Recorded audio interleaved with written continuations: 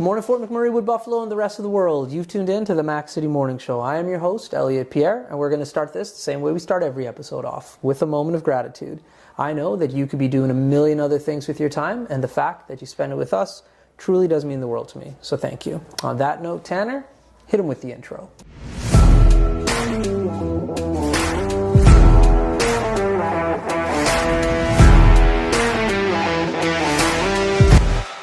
And we are back. Big shout out to Coldwell Banker and Colin Hardigan for sponsoring these awesome Sunday episodes. We really do appreciate your ongoing support. As you know, I do not introduce my guests because they can do a better job at that than myself. So can you please tell everybody at home who you are and what you're about? My name is Kristy Stonehouse. I was born and raised here in Fort McMurray. I've been in real estate for going on 16 years now. I've always been with Coldwell Banker. I started with Colin, I think 6 months or 7 months after he opened Coldwell Banker here. Yeah. And I think that's about it. There we go. And this is your second time on the show, so welcome back. Thank you, So Elliot. you know what we're doing here. Absolutely. So before we started to film, we were talking about tea. Yes. So you're a tea drinker. Yes. And you use the tea bag throughout the day. Yes. And so it's just ongoing and you're just using it. What type of tea do you drink? Black tea, or like a orange pico, but black tea is my favorite. English breakfast. Okay, interesting. I know. So I drink matcha tea. I've only started recently. I like the process of like. I've never tried it. Oh, it's good, but it's very different from normal tea. But are you a coffee drinker? No, I've never tried coffee. Me neither. Not a day in my life. Me neither. Never ever tried it. Never tried and everyone thinks I'm crazy because I'm all over the place. But I feel like if I drank a cup of coffee, I'd be climbing up the nice. walls. Yeah. Well, I drank tea for like a few times when I went to Ireland because I just became like, people kept offering it all the time and it was rude at this point not to just take it. So like I had tried tea and I was just like, okay, I don't get it. And even the small amount of caffeine in tea for me just like puts me in a completely different world. So coffee to me seems like a horrible idea. Yeah, me too. But I was filming at Life Force, and I don't know if you know Kate Suve, but anyways, I was filming with her and she's the owner. Yeah. And I walked in and I know her very well and she's like, Elliot, you're manic right now. And like, just like really, and I was like, yeah, I'm just excited to be here. Like I'm having a great day. She's like, no, this is not good. She's like, you can't maintain this level. Like you are going to crash. Yeah. And I was like, oh, okay. And she's just like, I want you to start drinking matcha tea. And I said, well, listen, Kate, like, I don't know, me and caffeine, like pretty high energy as it is. And she's just like, no, like this type of caffeine that's in this is kind of like when you are skidding. You want to steer into the skid. And I was just like, oh, okay. Really? So I took her up on it and I started drinking it. And to say she was right is an understatement. Like when I drink it, it's a problem in regards to I totally like... But you just keep going. No, I totally calm down. Oh, really? Oh my gosh. The world comes to like, I'm not tired, so I don't get sleepy, but my world becomes very like low, hyper-focused, calm. It's like the same kind of feeling I get after I come out of a meditation. It's nuts. Oh, I need to try this. Yeah, I've never tried it. So I wouldn't believe it if I didn't drink it myself because I was very frightful of drinking caffeine. Yes. By mistake, one time I had tea that was a caffeinated tea, not a decaf, and it put me on a spin. So, anyways. I love it. Matcha tea, awesome. Matcha green tea. I'm going to try it. It's really good. I'll try it. I do love green tea as well, but I usually drink black tea and I don't put anything in it, just black. And I keep my tea bag in there. Everything. That's awesome. So, the one question that I have been asking all of the other agents that I've spoken to, because I really do think it's a good question, and you should be able to answer it very well, is you've only been with Coldwell for your career. That's correct. There are other brokerages you could have or selected at the beginning or went to throughout your career. What is it about this agency that you're like, no, this is where I want to be? So I worked at Syncrude before I got into real estate. Right. I was there for 7 or 8 years. Yep. And then when I got into real estate, actually most of my family was like, Kristy, don't give up the pension. My grandfather mostly. Yeah. And I was like, oh no, this is the right move. Right. So I got my real estate license in Edmonton. At that time, you couldn't do it online. Mm-hmm. So I had to move to Edmonton and do the course. When I came back, I met with a realtor that was in the industry that I knew very, very well. And she wanted me to go on as a team. And I had one test left to write. And I thought about it a little bit, and I was like, I don't know. So when I came back, I was like, I'm going to go meet with some brokers. And I was going to meet with 3 of them. But I went and met with Colin, and I left there, and I went home, and I was like, no, I don't think I need to meet with anybody else. So he was very assertive. Colin always takes the time. He's a great leader.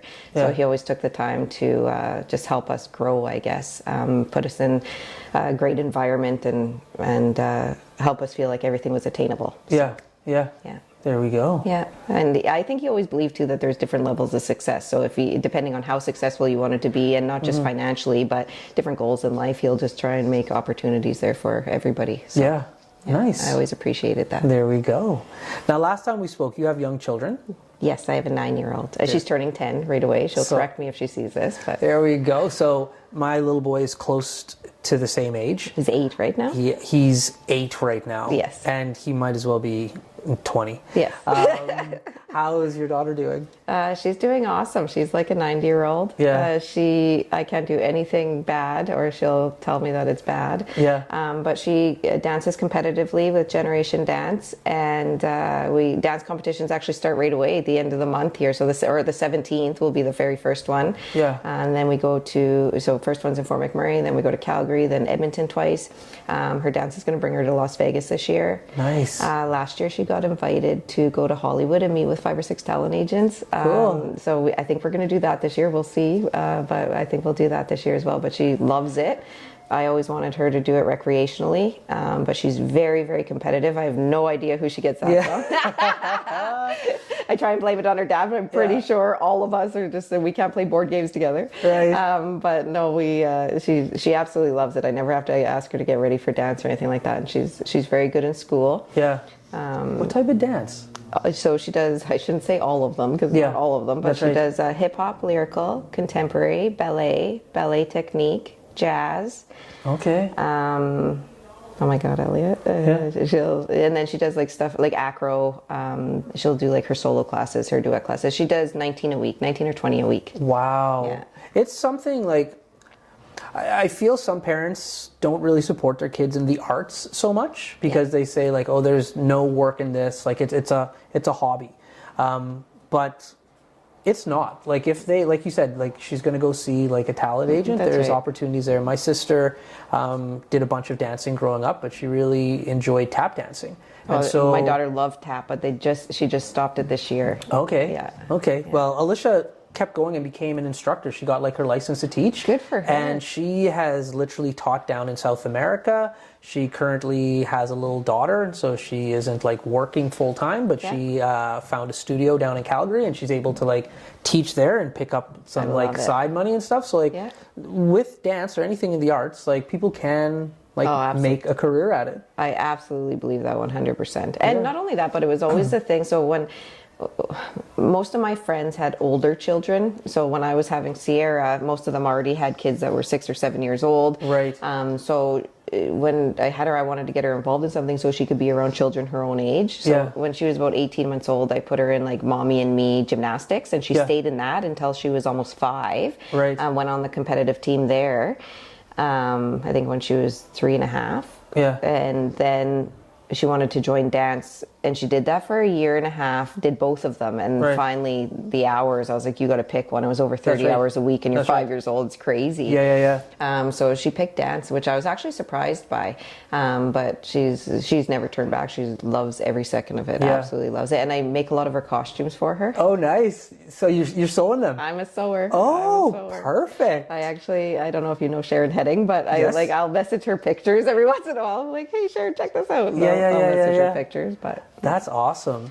Yeah, no, it's busy. Like with Keegan, I had to have kind of the same conversation with him because like basketball, Irish dance, soccer, swimming, piano. You're just like, okay, listen, we've got to nail some of these down. And he's just like, can I pick like 3? I'm just like, yeah, okay, whatever, kid, for now. But like once, because I'm already seeing it happening, especially with like basketball and Irish dance, where like the commitment for hours is getting up there. Like you gotta zone in on one of them. Yeah. So listen, Tanner's tapped his phone twice, so that means we are out of time. But before I cut you loose, everybody gets a shameless shout out or plug. Okay. So you have the mic, the camera, the lights. Have fun. Oh, I'll give everybody a shout out. Shout out to everybody in Fort McMurray. There we go. Good. That's a good one. I love it. Awesome. Well, Fort McMurray, Wood Buffalo, the rest of the world, that's been another episode of the Mac City Morning Show. Big shout out to Colin and Coldwell Banker for sponsoring these episodes. We really do appreciate your ongoing support. I hope everybody at home is having a great day, and we'll see you tomorrow. Peace. What a deadly old way to end another morning show. Later, boss. It's so ballistic!